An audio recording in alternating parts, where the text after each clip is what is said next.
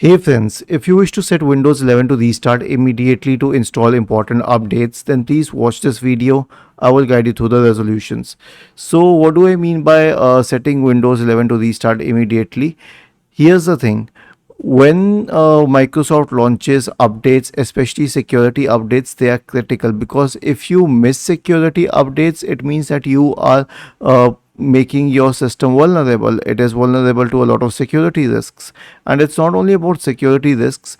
When Windows tries to push cumulative updates, people can delay it for quite a while, and that way they can miss features. So if you want to make sure that each and every update is installed as soon as possible, then here's what you can do. Right click on the start button and select settings from the menu. Go to the Windows Update tab on the list on the left hand side. In the right pane, there's an option called Advanced Options.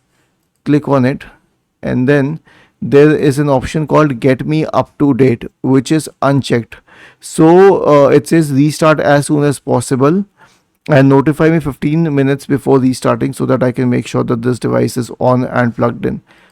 Just start it, and now whenever an update is launched, you'll get a notification here 15 minutes prior to that update, and then you can close, save your work, and restart it.